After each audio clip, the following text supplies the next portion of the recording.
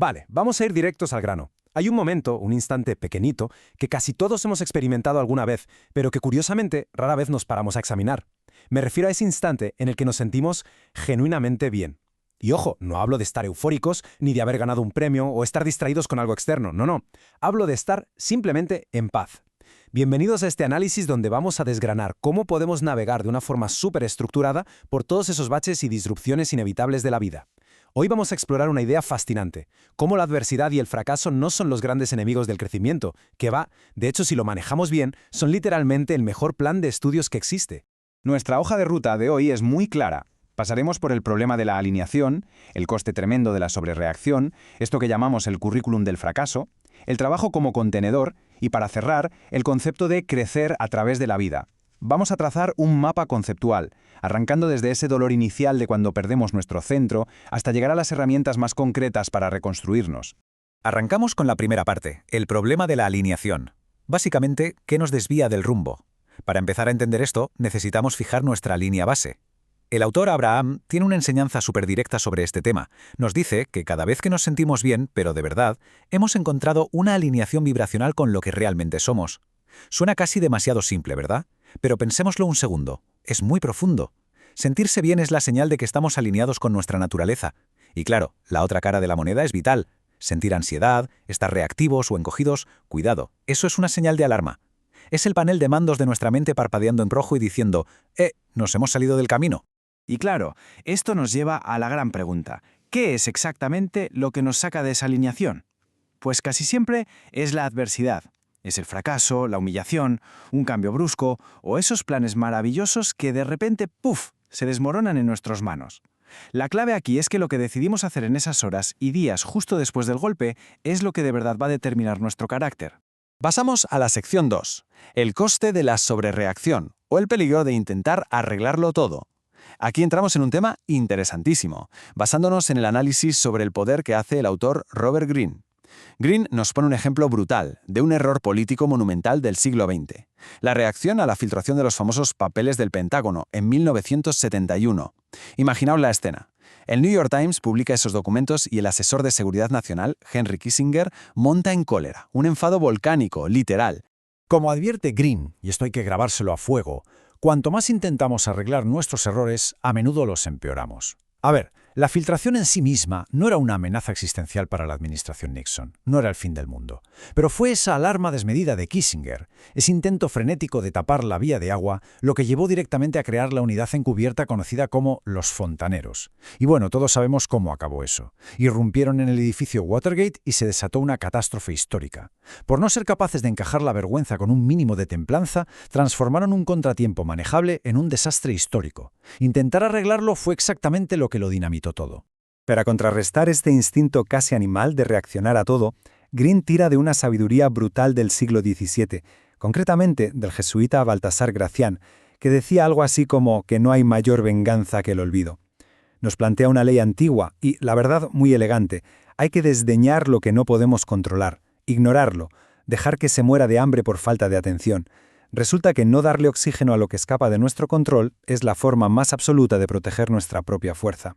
Así que el concepto clave aquí es la no reacción disciplinada. A veces también se le llama indiferencia aristocrática. Y ojo, que no se trata de ser pasivos o de ser débiles, para nada. Es un acto de voluntad tremendo. Consiste en negarnos rotundamente a darle nuestra energía a una provocación. Es mantener nuestra alineación porque, simple y llanamente, no nos da la gana dejar que algo externo nos saque de nuestro centro. Tercera parte, el currículo del fracaso, cuando el colapso es real. Porque, seamos sinceros, a veces el fracaso no es una gotera sin importancia que podamos ignorar tan elegantemente. A veces el golpe es un colapso en toda regla. Hablamos de perder un trabajo, de una derrota demoledora o de un proyecto vital que se hace añicos al chocar con la realidad.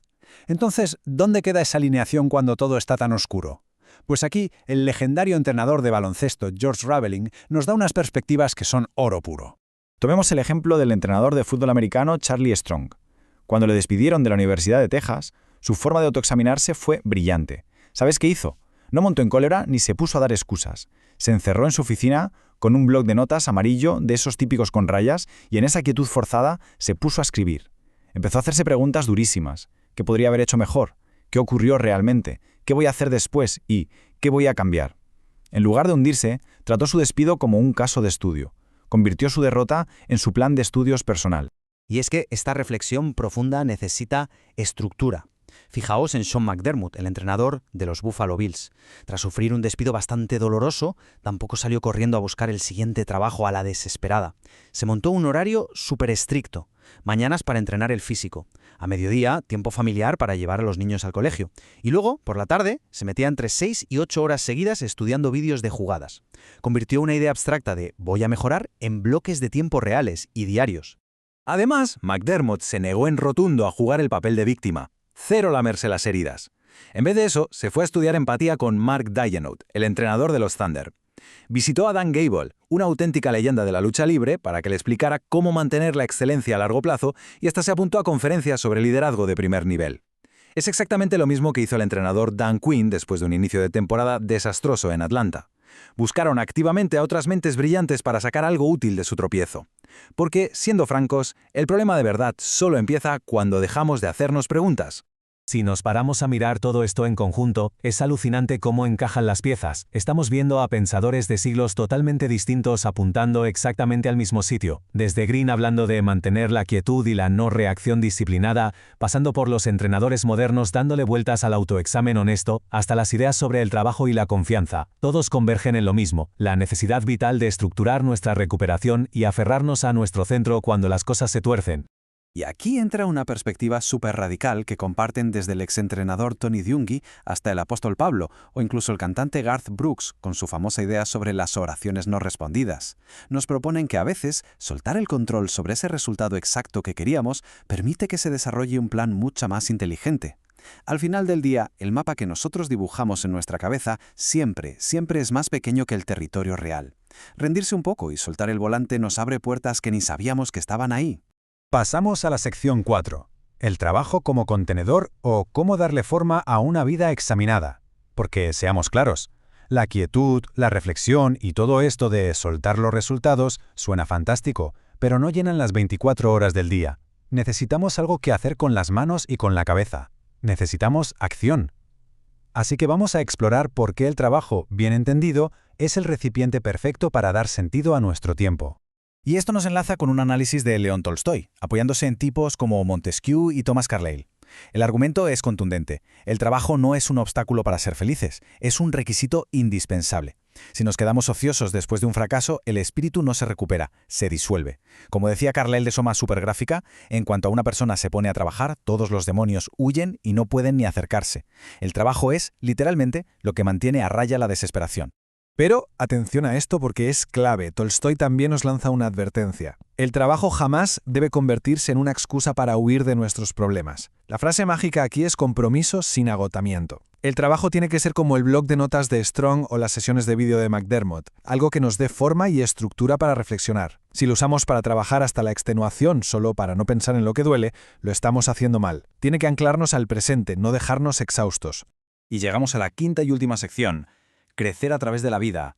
Las decisiones de ayer son nuestro yo de hoy. Esta es la culminación de todo lo que hemos estado explorando. Eleanor Roosevelt hizo una observación muy rotunda sobre esto. Dijo que somos lo que somos hoy por las decisiones que tomamos ayer. Y ojo que esto no es para fustigarnos, es una invitación en toda regla. Porque si las decisiones pasadas han creado a la persona que somos hoy, significa que la forma en la que decidamos afrontar el fracaso de hoy va a moldear nuestro carácter de mañana. Y aquí está el quiz de la cuestión.